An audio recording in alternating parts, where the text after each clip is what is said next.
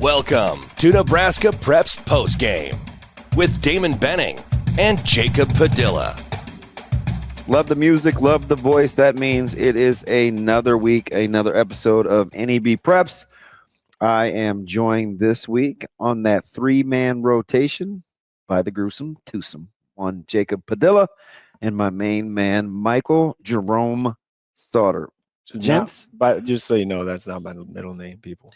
Well, we had people going. People actually thinking, and it's be a good middle name, wouldn't it? It'd be fine. Yeah, probably better than my real middle name. So, you want to share? No. We'll just go with Jerome. Another week, and we're here, right? It is. We're inside that championship window week, and the playoffs.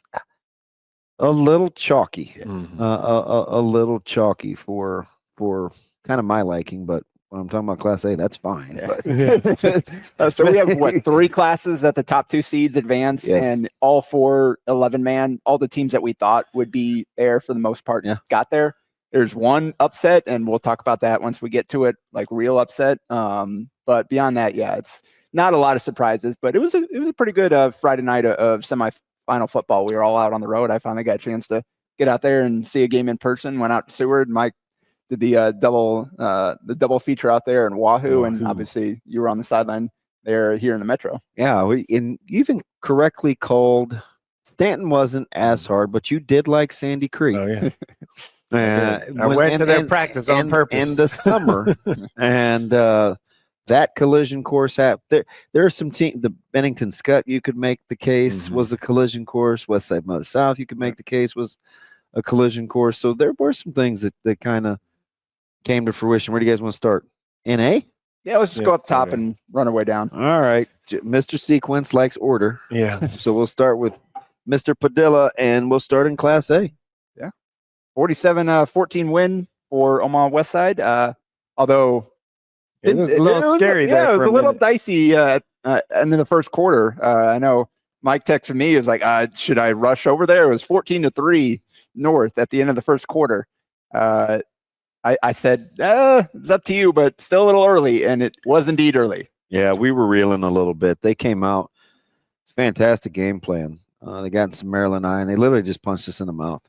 They just ran the football, and we were on our heels. Who are their fullbacks? I'm just trying. So they use Max? So they use Max, and 31. Okay.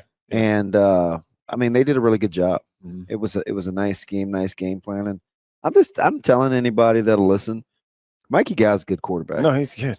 He's that's a good high school quarterback, and kind of dealt us fits. We made a decision to not let Darian Jones beat us. Mm-hmm. I think he had 9 targets, 2 catches, and we changed kind of midweek on what we wanted to do with Connor O'Neill, and he hurt us a little bit. He had the one, Gow hit him for a touchdown, and Jaron Cannon had the other touchdown on rushing. Yeah, so Cannon he did a really good job I like his running style of finding where we were going to be vulnerable. He knew that we wanted it to kind of bounce, and so he was real patient.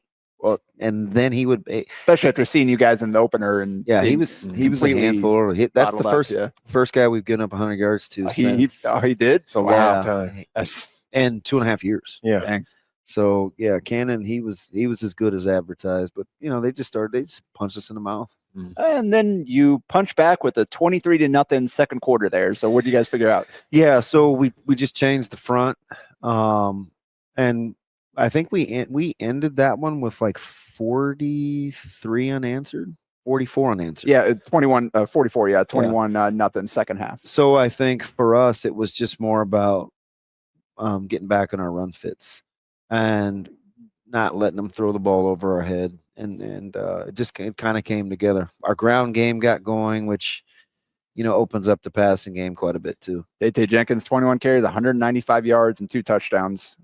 So didn't quite get to 200, but he's really good. He broke a single season school rushing record. So, just a sophomore. He's over 1,800 yards, right? He's a really good and a relentless, and got off to a relatively slow start. Yeah, that's the most impressive part of it. Is like he was good at the start of the year, but you had you were talking about. You had a lot of different guys that could do it for you, and he was just part of the mix.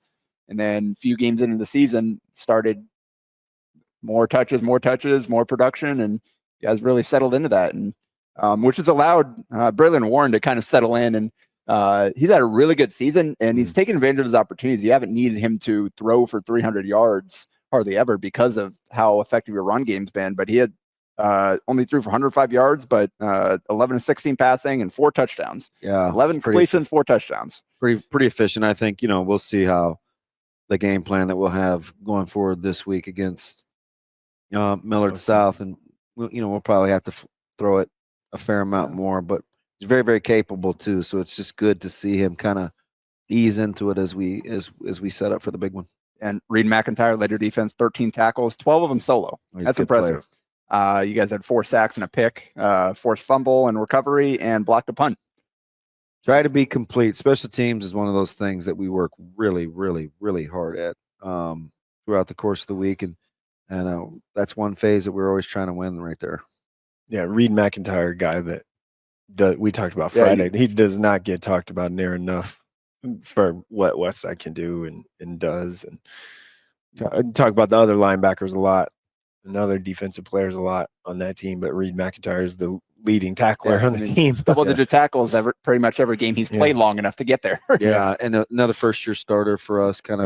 He played behind. We lost 2 guys by the name of Benning and Rematch that played a lot of snaps for us, and so Reed was one of those questions we had coming into this one, like, can he evolve? We replaced our entire secondary, so it's not easy to do, and those guys have answered the dinner bell with 4 new starters back there.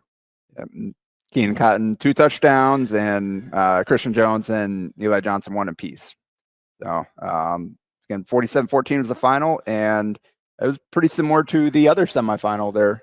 Millard South 49, Kearney 14. So you said it would be closer. It was, but you also had a lot of wiggle room there for that prediction to hit. I did.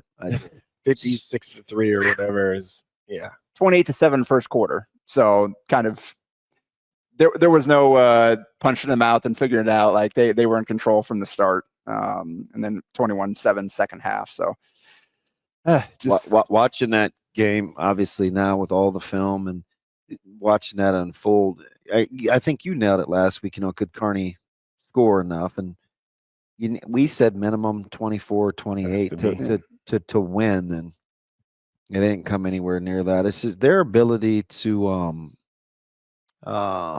even their run plays, right, which is kind of just inside zone, can gash you because it keeps you off your heels. A lot of motion, 3-bys to 2-bys, and quarterback run game, which they've sprinkled in too. So they got a ton of weapons, and then the most underappreciated part of that team is their defense. That's good D-line. That's a good D-line. Secondary gets a lot of the accolades, but that D-line is pretty good. Novacek ran for 119 yards and a touchdown, but only completed 2 passes, and the rest of the team 21 carries for 49 yards and a turnover. So they bottled up that off, and that's what we talk about. Just the playmakers to match up with Millard South just weren't quite there. Novacek did what he could, but had both their touchdowns. One of those completions was a touchdown, but just not quite enough firepower. And Tomala 25-38 for 385 yards, 4 touchdowns. Crazy. I don't know. You just see a guy that is going to throw for 300 yards every week. Just all the time. Just chalk it up. He spreads the ball around too. Like, you can tell they game plan quite a bit. So it'll be interesting just to see the matchup with, can we be versatile enough to not let them settle in with their offensive looks? Because it's very intentional. Deshaun Prince led them in receiving. Curious to go back and count how many different guys led them. It's basically every single one of them. A week ago, we said, wasn't really getting any targets on offense. He just wants to score one on defense so he could get in the touchdown column. And now he's back on the offense. 3 catches, 95 yards and a touchdown. So didn't get a ton of targets, but made the most of the ones he got. So that's all those guys have had games this year. They just Lofton, Jensen, Jackson, Prince, Hill. all of them have led them in receiving this season. It seems like it's a different guy every single week, and that's hard to game plan for. Yeah, Hill's probably the not difference maker. What would I say? The X factor for them. Different ways to use him. Yeah, just the way they can use him on the jet and stuff like that. Right. Yeah, I could see that a little bit. Get him maybe a little bubble screen because of their size. Like that's the thing we will work really, really hard at is winning on the perimeter. Mm-hmm. Right. We have some bigger DBs, and so I think that'll help.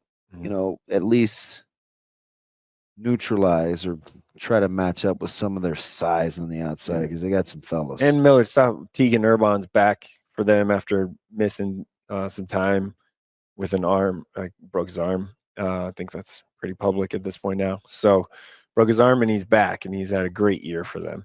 Yeah, he's a tackling in machine. His 6 games. He's been a stud for them. So he's gonna have to be good in the run game.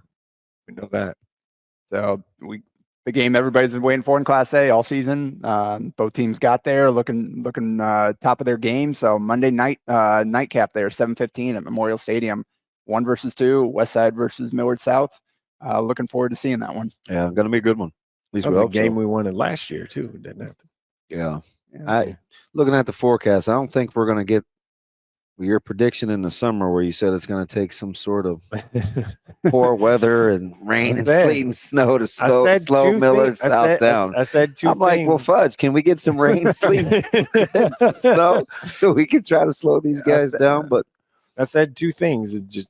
I thought it would take a weather game, win something, whatever, or a close kind of game at the end, and then something goes against them or not their way, and then so you got to hang in there. You got to be 2 scores, 10-14 going into the fourth quarter to have a chance. So they haven't had that happen outside of the Basha game. So no one's really hung in there that deep. Outside of Papio, Vista did a little bit, but then they kind of end up breaking in the third quarter in that game. Yeah, I talked to so many coaches that have played them that we're gleaning insight from and outside a huddle, and they almost all say the same thing. You can get 1 or you can stop 2. It's just hard to take away 3, 4, and 5. Yeah. And they change by the week. Yeah.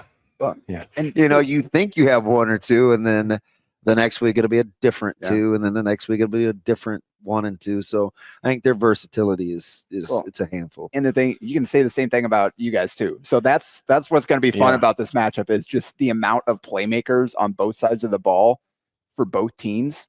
That this is the first time that I think just on paper that you guys will face teams that can match up with you across the board. So should be fun. Going to come down to who executes the best, who performs the best on the big stage. Yeah, that's the plan. See if we can get this thing into deep water. Everyone talks about Millard South's offense, and you brought it up, Damon. Their defense has been pretty dang good. Yeah, so watch that D line quite a bit. Dax Williams is a guy that doesn't get talked about, especially after what they lost last year and what those guys did for them to lose those guys and still be about just as disruptive.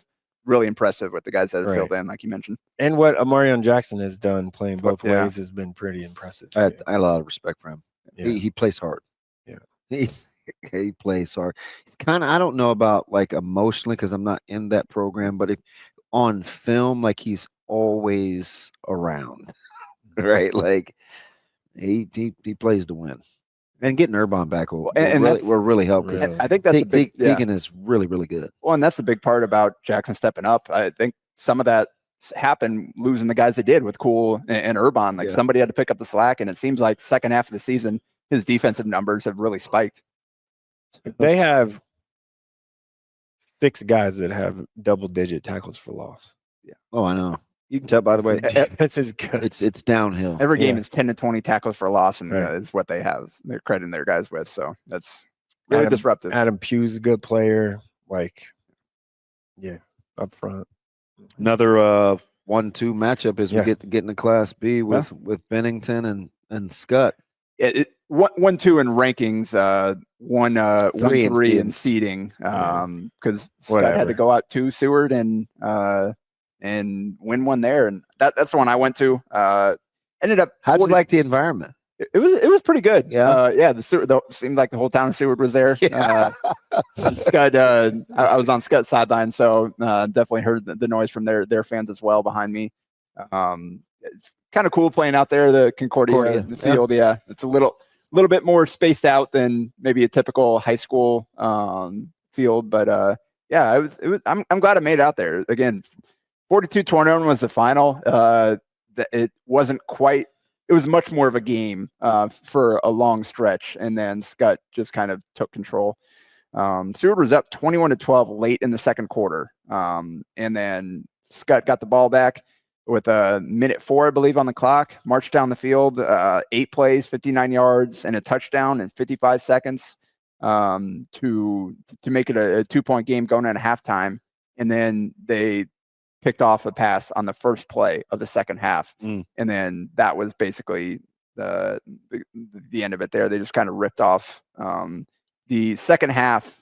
So second half possessions for Seward: interception, turnover on downs, interception, punt, turnover on downs, interception. That Skutt defense and Seward gave them fits in the first half. Preston Haas at quarterback. They didn't even try to run the ball with Edison Knott, who has had a really good season for them. He had 2 carries for 5 yards in the second half. Every play was Haas, either running it or getting the ball to his playmakers. And he had some guys, man, you talked about this kid, I think, before the season or early in the year. Jack Benelick. Yeah. Benelick, yeah. He was fantastic. There's this part of me that kind of wanted to see him. Yeah. Just it was as good as advertised, because he put the bug in my ear this summer. Well, in 10 catches, 146 yards, 2 touchdowns. Most of that was in the first half. Like they did a great job of getting him the ball. Where Kaliga for Skutt, I'm not seeing the all 22, seeing what Seward was doing defensively to take him away, but like Seward was getting their best playmaker the ball, and Skutt wasn't really. Kaliga ended up for 105 yards, but he had like a 50 yarder late after the game was already in control. He didn't find the end zone. It was the other guys. They forced the other guy. And I mean, they threw it a ton like they normally do. Seward, they had some key pass breakups. They made it tough. Like he had some guys drop the ball, whatever. He ended up, I think, under 50% completion, but made some big time plays. Threw for 200 yards, 6 touchdowns, 2 rushing and 4 passing for Dylan Van Dyke. So credit to Seward. They put up a great fight on both sides of the ball, held up early, but Skutt just eventually wore him down and figured some things out and took control of that game. You got to think kind of offense gets a lot of the headlines and the other Van Dyke, but defensively between Gunther and Van Dyke, that's a pretty good. That's a legitimate tandem up the middle. Yeah. For Skutt heading into this one. Yeah, they're middle those are 2 good linebackers. Yeah, Van Dyke had 2 of those picks. And I think after one of them marched down, and he had a key 3rd and long catch. Then brother went back to him for the touchdown, and then 2-point conversion went right back to him. So 3 straight Van Dyke to Van Dyke completions there when they needed it most. Keep big brother from getting beat up. Give me the ball. Really impressive what Skutt did. Again, they had Liebentritt, Leo Bailey, Luke Lenz all had receiving touchdowns in addition to Van Dyke there. Good to see Liebentritt break through. Yeah. Just a pup. Long way to go. He's going to be another good one. Yeah, pretty good name in that program. Yeah. Skutt 42-21 final there. Advanced to set up the rematch with Bennington, and who Bennington's won 50 of their last 51 games, and that one is the Skutt this year in week 8. So game of the year, probably, I think. Yeah, all things considered. Yeah. And we get a rematch just a handful of weeks later. Although, again, it was a very Bennington style win there. Yeah. Elkhorn North was out 7-6 at the end of the first quarter, and then Bennington 10-0 in the second half for a 16-7 win. It's a little closer than I probably would have guessed, considering how I didn't know if Elkhorn North's offense certainly wasn't rounding into form. Right. I thought they were playing good enough defense to keep them in. And we always say against Bennington, you probably need to get to 21. Yeah. But clearly you didn't hear if you don't give up, more than a touchdown. Yeah. We talked about how many guys Elkhorn North's defense had, and they made it tough. Hill, 10-26, only 96 yards. No quarterback run game wasn't a factor. They shut that down. Guts, 23 Ks for 95 yards. But that might have been the most impressive thing because you have to find other ways to get him the ball, which they make an attempt at. But Guts, he's a good player. No, yeah, he is. Here's the game changer though, and saving to the end of the season. Kyler Lordson, 23 carries, 121 yards, and 2 touchdowns. He is their big back. They use him in goal line, whatever. He's their big back. So if they need to hammer it, he's the guy. The first time we see him be the feature guy though for 20-some carries. Yeah. So they're pulling out end of the year. Like I forget what they call it. It's not like a rhino package. They call it something, and he's their featured back in that with a fullback in there. But believe me, nudge, nudge, wink, wink. The end of the year is the best time to shoot your shot. we're going to empty the barrel with versatility to try to give teams look that have a lot of film to watch. Not a bad thing to get the best player on your team the ball. So they certainly did that. He's had a heck of a year. Caught a pass, 8 tackles. He blocked a punt. As a team, Bennington blocked 3 punts, recovered a fumble, and picked off a pass. More of what they've done all year. He's a stat sheet stuffer extraordinaire. He's got exactly 100 tackles on the year and 7 tackles for loss. So he needs 3 more, maybe in the state championship game if he can get them, to do over 100 total tackles and over double-digit tackles for loss all 3 years of high school. There's 3 years that he's starting, which is incredible. Not for an 8-man guy. Like we're talking. Yeah. Bennington's defense. Jack Jansen has 99 total tackles. Lane Bover is another guy that has been really good for them. They're going to put him to the test. Yes. And I kind of go back and watch that first matchup a couple of weeks ago. Skutt can stress you. Mm-hmm. They can stress you vertically and they can stress you horizontally. So kind of can spread Bennington out. I'll be curious to see what adjustments Bennington's offense makes, because I think I know what I'm going to get from them defensively. That's a stout, tough defensive team. It's the big plays come easier for Skutt. Yeah, right. So yes, if there is one, Bennington's offense got to find ways to score and probably chunk stuff, which hasn't been one of their strong suits. The defense is nasty. Yeah. Turn out your lights. Yeah. Hop on down to C1. Yeah. I mean, quickly, Wahoo did what we expected. Wahoo. They're ridiculous. 59-7 against Auburn. So great season, Auburn. Good upset, but Wahoo is just an absolute wagon. Kip Brigham, 16 carries, 121 yards and a touchdown, 4 catches, 72 yards and 2 touchdowns. So, yeah, just another rough 200-yard game, 3-score game for him. He made a catch. Yeah, you sent that clip. He made 2 of them, I guess. I wasn't there in the second half. He made a catch, just mossed 2 dudes. Usually it's him as a running back. Usually it's him running after the catch. They get him something out in space, and then it's just like it was like a 20-yard touchdown catch that he just went up and got.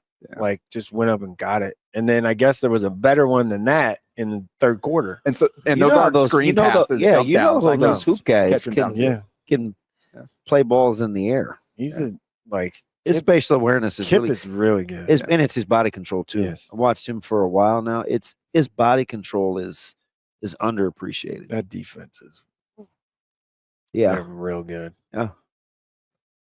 So yep, Wahoo into the final, but they will not be facing the 1 seed. Sidney, this is the upset that we talked about. Central City, the 5 seed, 29-12 over number 1 Sidney there to hand Sidney its first loss. Sidney was up 12-8 at halftime, and then 21-0 second half. You want to? Yeah, Sidney had 5 turnovers, 3 in the red zone. 6 turnovers, 6 5 turnovers. picks, and a fumble loss. Yeah, 6 turnovers, 3 of them in the red zone.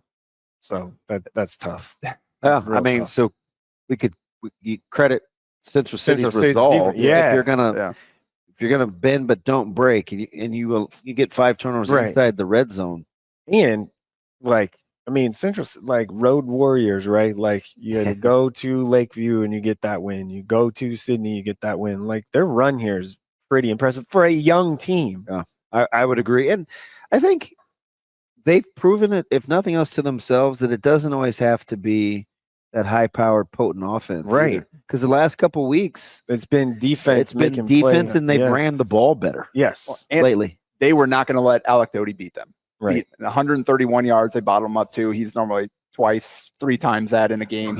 We usually talk about him in the twos. Yeah, he's over 100 yards passing, 100 yards rushing, basically every single game. So Owen Gillen, $159 and a touchdown for them, but they were not going to let Doty beat them.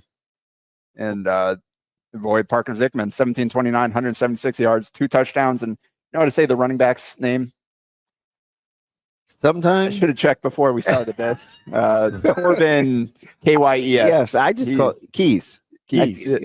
Yeah. That's 25 carries, 139 yards, and 2 touchdowns, 2-point conversion. He's really come on. He's had a great season for them. So last week they he kind of had not shouldered the load, but legged the load. Yeah. So their ability to run the ball with him has totally changed that offense. Yeah, because they're pretty good outside the numbers. Yeah, they usually just spread it around or whatever, but his ability to find running lanes and run the ball has been a huge key for the thing that will be put to the test on Tuesday is, Zickman doesn't always need a clean pocket. He's been able to throw the ball under duress. He could be under duress. He's going to be under duress on Tuesday with that D line. So he's, which one wins out? Because Wahoo's front is Wahoo is like we talked about in A with Millard South's offense and all the pieces. Wahoo defensively has like 5-8 guys that just make plays, and it's real balanced. And Caden Smart had a pick, had 2 touchdowns rushing. Like they just have so many guys. And we're not even talking like Noah Bodorski has been just a lockdown corner for them after being their lead running back last year. And he had 3 touchdowns in this one on 5 carries. Right. And Harrison Kruger. I think Bodorski has fresh legs too. Yes. For one. So they could use him a little different. I mean, that Wahoo defense. Yeah, I think you'll see a couple teams pull out all the stops. Yeah. I mean, Central City's offense. Shoot, I know we will. Central City's offense against that Wahoo defense is what when those were the semifinal games, I was like, okay, I want to see that offense against that defense because they're the 2 best things. Like, no offense to Sidney, but like hammering the ball, down, try and get it down the throat of Wahoo isn't going to work. And no one wants to see that, right? So this is going to be a little more aesthetically pleasing. I think it'll be fun to see.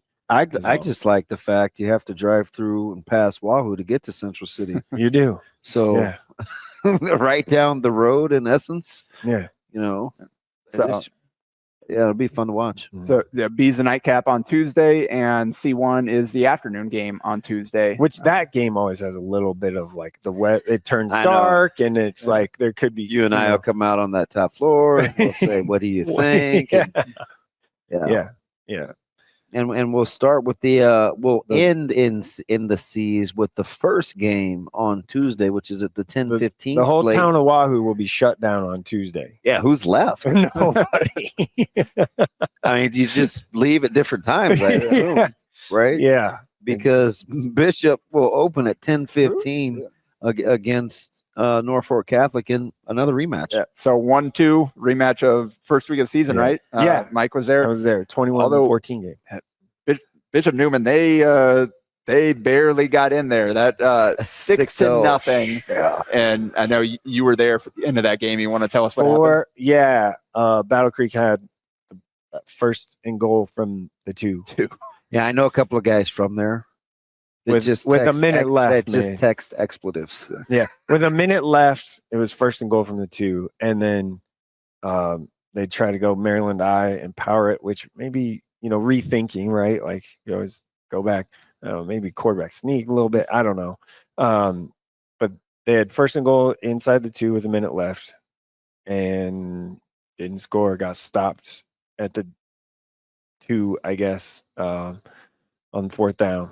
and it's heartbreak, right? Because they had the ball inside the red zone 3 separate times. Then Dylan Amick, their best defensive player, big lineman. So Newman's trying to run. Dawson Amick, sorry. Newman's trying to just basically run out the clock. Mhm. And they run a zone read, fumbled it instead of just a quarterback sneak or whatever to try and run the clock out. And Amick picks it up, and he is rumbling. I mean, like trying to doing everything. He's giving it all he's got to get that touchdown. And dude just ran him down, caught him from behind. It was a great play to catch him, and that's what set up the 1st and goal. I mean, it was that close to them going. And they had a fumble inside the red zone in the 3rd quarter too. Yeah. There's kind of a reoccurring theme. It's a lot like the rest of football, whether you're talking about the collegiate level and in the NFL, in the red zone. Mm-hmm. Yeah. It's been the Achilles for some, and it's where others flourish. Now, for some of these teams that are so prolific, they don't mess around in the red zone.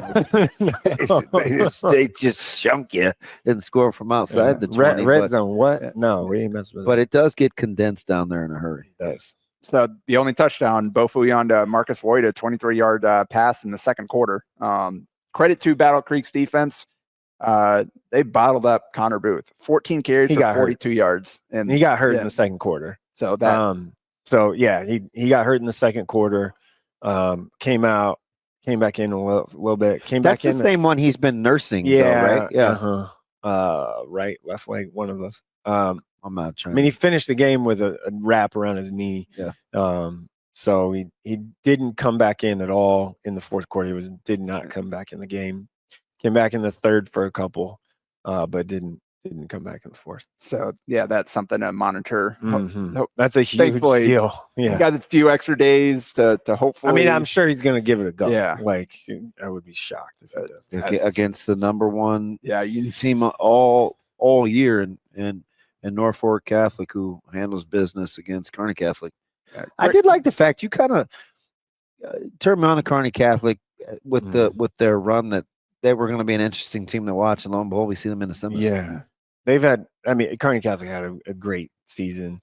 They were really young 3 years ago. Like I'm telling you, like they look like pups, and they just got smacked right, like for the whole year. And then Coach Harvey does a nice job. Again, spread. I like him. Great guy, and spreads it around, and he's awesome. And they knew they were going to take those lumps a couple of years ago, and it's kind of paid off for them to make a run. Just ran into Norfolk Catholic. Norfolk Catholic's really good. 35-13 was the final there. So yeah, great season from Kearney Catholic, and another rematch in the final. They're so twitchy. Yeah, they're really athletic. Like they're really athletic. Norfolk Catholic is. They're no Hammond's kind of their go-to guy. Like they got multiple guys that can go. Yeah, and they're just as big. I mean, they're big enough up front, but obviously an extremely well-coached team. Yeah, a little bit of been there, done that. Is that where you're intimating? He's won 418 games. That's a lot. And they've won 38 straight. He has 13 state titles. Sounds about right. Cool. He has 12 or 13. Norfolk Catholic had one before he became the head coach. So Coach Bellard, I think it's 13 is the number that he has, and the school has 14. It's either 12 or 13. Yeah, because that was right after his brief stint at Pub. Yeah. So then came back. Pretty good. Yeah, not bad. Stop down to D1, which will be the 2:45 game on Monday. And again, right? It's the middle, right? Yep. We get the another 1 versus 2 matchup here, and it's the showdown again that we've been waiting for all season that Mike called in the preseason. Cannot wait. I think that game's gonna be awesome. I really do. I am I'm very familiar with Stanton, having done them in the finals a year ago. Yeah, was out there this summer. I think they kind of expected to be here, as everyone did. As did Sandy Creek. So Stanton, they had to earn it 48-34 against Summerlin. So Summerlin's a good team. Yeah, that was a rematch from earlier in the year, and Stanton gave them Summerlin gave them a really tough game. So yeah, it wasn't anything new. But Barrett Wilkie, 50 carries. He's for incredible. 395 yards and 6 touchdowns. Mm-hmm. Converted all 6 2-point tries as well on his touchdowns. He's an amazing player. Mm-hmm. He is. I don't know. He does not look the part at all either. So it's interesting because at the banquet, you go back there and I shake his hand, and he's in one of the far back tables. He's Quiet, kind of unassuming, and it's like, wow, this dude's heart may be his whole frame. Yeah, right. It's like one of those giant hearts because he's a heavy runner for a smaller guy, and he's relentless. Mm-hmm. He's constantly falling. The way that he can corkscrew and kind of get in and out of things, he's a headache. But not 50 carries though. That's a lot. And some John McCardle. That's some Kyle Cox. Yeah, stuff, right? He's incredible. 2,600 yards and 36 touchdowns on the year. He's pretty good. Yeah, and he also has 7 passing touchdowns and 740 yards there. So, great season for him. Great season for Summerlin. Michael Koenig, however you say his name, sorry. 212 yards, 2 touchdowns, 2 rushing touchdowns as well. He's had a great dual threat season for them, but Stanton just too much. Becker Pullman, double-digit tackles there, had a pick. Austin Clausen had a pick as well. Pullman's the best athlete in D1. Every coach will tell you that. So, watched him again. He's all over the place. I mean, that's the first thing that's going to stick out. Yeah, and then he's everywhere. And then you have, just sticking with Stanton, you have Ren Brown is the big guy who's going to Texas Tech. But Gatlin Davidson's pretty good. And so is Hansen. Like their 2 other linemen they're pretty good. Like let's not. And they're creative too. Yeah. I like they're creative. They will pull Ren Brown out. I don't know. Like I'm not. So one of the reasons that I was kind of captivated watching them is kind of the little intricacies in their run schemes. They're creative. Yeah. And then they're going to have their hands full with this one. Sandy Creek, they didn't mess around. 63-8 against Lord Central Catholic. So a great run for Lords, but Sandy Creek not messing around. Ethan Shaw, 74 yards and a touchdown passing, 179 yards and 2 touchdowns rushing. Yeah. Well, he comes. That's a good stock too. Tough kid. Their defense, Hudson Devlin is their guy that makes everything go for Sandy Creek. There's something about him in Sandy Creek. So this was last year. Stanton played Sandy Creek in the semis. Everyone thought that whoever wins that's going to win the state title, and that's how it happened. Devlin didn't play in their final 2 games last year, including that semifinal loss that was close to Stanton. So he may be like the X factor guy actually being healthy this year, and he's been their best defensive player all year. Such experience. It was a kind of a young team that won for Stanton. That's what it didn't scare me, but when I looked at the roster at the end, I'm waiting for the medal presentation. I'm like, well, they got an old cast of characters coming back, and lo and behold, the team waiting opposite them is a team that felt like they got the short end of the straw in terms of catching breaks a year ago. So they probably had this one like on the brain forever. Here's the season Shaw has had. Over 1,900 yards passing and 34 touchdowns, just 1 interception. Over 1,500 yards rushing and another 28 touchdowns. Yeah. That's 62 touchdowns. Said a lot.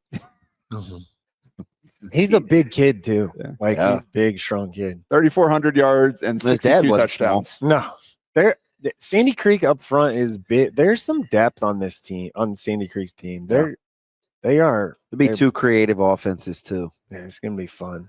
That's gonna be a good one. Burzall's gonna have fun. Waited a year for this game. Yeah. So that's the one everybody expecting D1. D2, completely different story. Yeah, wow. We get the 4 versus the 6 for a state championship.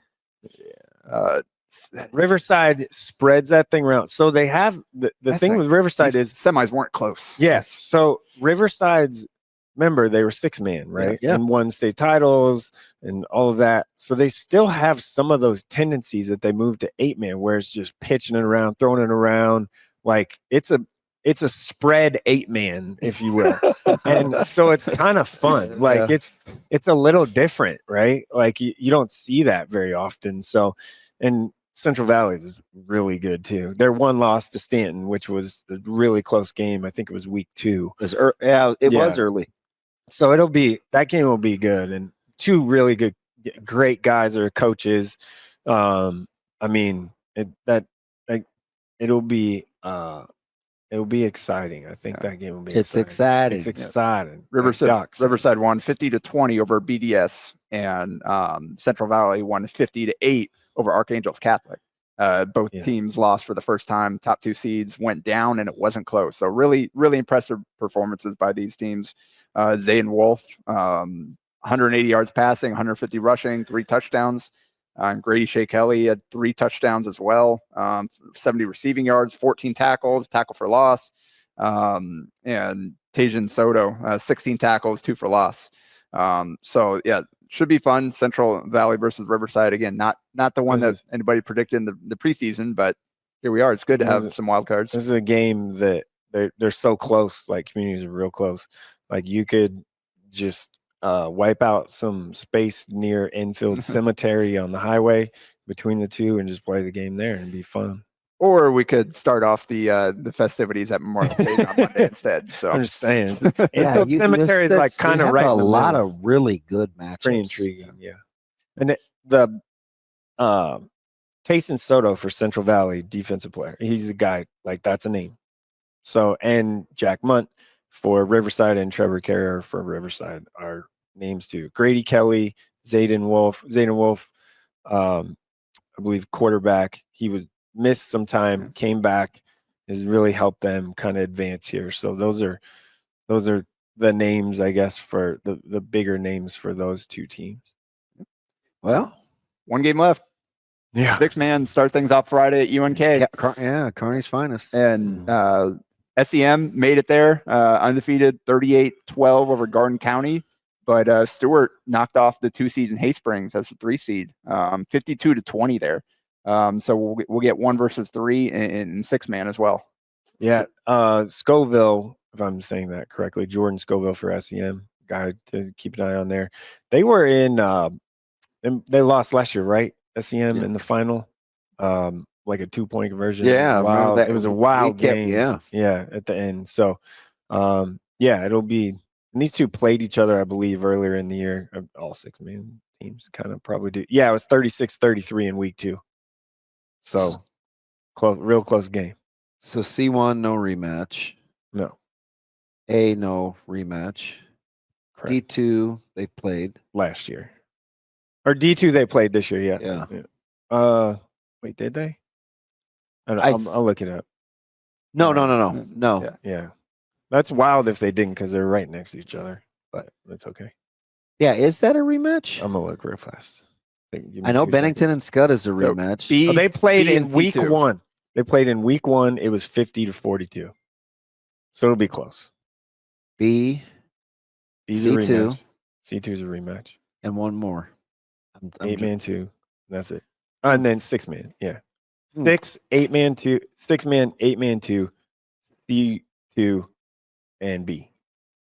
Thank you. Rematches. I was drawing a blank. That's so 5 of the 7. Wow, good for something.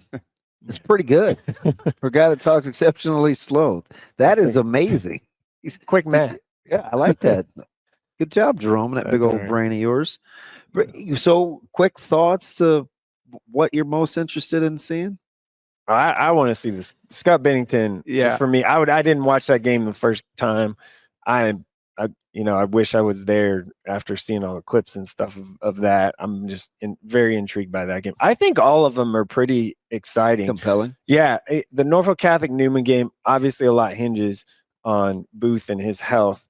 That game will probably be similar to what it was the first time. It was 21-7 and then a late score 14.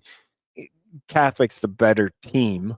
And it might, if Booth doesn't play, I feel like the score was closer than that game in the first. That was week 1 though. It was a long time ago. Oh yeah, both teams are very different. That one's a little bit like the one, and then A is, like, it's weird how this is turned into this random rivalry. Out of it just has. over the summer and stuff like that. It's kind of pop. It's completely one-sided. Yeah. That's not how I feel like. I know, but that's what I mean. Hey, it's this weird you guys are thing. the crown. They're the ones coming for it. So Yeah, it's this weird, like, everybody hates both teams if you're not associated with both teams. So that's part of it. that one's pleasant. That's fair. Yeah, it's true. All the all the playmakers. North South is a little bit older with their kind of guys. If you look for core guys, This will be than the first Westside. game that I can remember in a long time where we're not the more talented team. Correct. Yeah. I mean, talent-wise, Miller South has it, like, from top to bottom. And it's weird because the guys in your program have experience of being there and winning it, but Right. a lot of the guys playing They now haven't weren't played. the ones that actually played Right. in it a year ago. So Yeah. it's kind of, how does that experience being there before factor kind of Like play into it? 'Cause Millard Bryson South- and Purify, like, those guys, they haven't played in there, Yeah. like something like this. So you just have, like, And some they're of the- combined 31 years old. so- Yeah. Tay Jenkins is young, Another a sophomore. sophomore. Like, you just have all these Braylon young. was Braylon's there a last sophomore. year, but Yeah. obviously set behind. The quarterback play in the A game is the last time we had that was, well, I guess it wasn't that long ago, was Zane and Rezak. I mean, Flores from Gretna and Rezak from Westside, so it wasn't that long. But, like, they're pretty good. Both those guys are pretty good. They're really good. Both going to be Division I quarterbacks somewhere. So, depending on, Yeah. right? No. Yeah. Yeah. No, I'm in complete agreement. You're So- getting my juices going, and we're supposed to chill. I'm kind of fired up for like that one. We have It's explicit good. instructions to Relax. until like it's I time said- not to. Like I said, that D1 game, don't miss that D1 game, because that Yeah. D1 game is going to be fun. Yeah, those are the A, B, and D1 are the three that I'm most looking forward to as well. Wahoo's defense and Bennington's defense, both are amazing. Well, I can't wait to spend time with you, fine fellas. I've said this Wow. all year, and I'll get out here on this. I know we've talked forever right now, Yeah, but it's okay to go long in this one. Wahoo versus Bennington would be a hell of a game. It'd be awesome. Two teams built very similarly too. Great defenses, a lot of, like, athletes. A stud playmaker on each level of the Correct. defense. Yeah, like, it would be so much fun if you like defense. It'd be fun. Got me excited. This will be the best 55 minutes you may listen to preview high school athletics, but you're not getting it anywhere else, man. And not sure what we're going to do for the recap show because we'll have the holidays right after, because this will go Monday, Tuesday, but we won't let you down. We'll figure out the schedule between the Brain Trust. We'll probably just have to actually ask Austin, since he's the only one that ever knows anything. In the meantime, Damon will have your coverage on TV. Calling which games are you calling? So I have B, C1, and C2. All the Tuesday games. Tuesday. Yeah. Oh, yeah. And Verzal have went Monday. Right. So will I be crabby and a curmud? No, I'm kidding. I'll be professional regardless. I love high school, so the broadcasts are easy. Waiting for the coaches to send me huddle tapes. Well, we'll be well prepared and ready to go. So yeah, Damon will be on TV all day Tuesday. You can hear from him during the games. Mike and I will be there up in the press box, down on the field for all day long for both days. Would be the plan. So Our whole team we'll will have plenty be of coverage. Yeah, there. yeah. We're gonna attack from every angle, like we do at Hurrdat Sports and NEB Preps. I appreciate you guys. We will be back next week with another one of NEB Preps. And per usual, don't you dare miss us. A Hurrdat Sports Network production.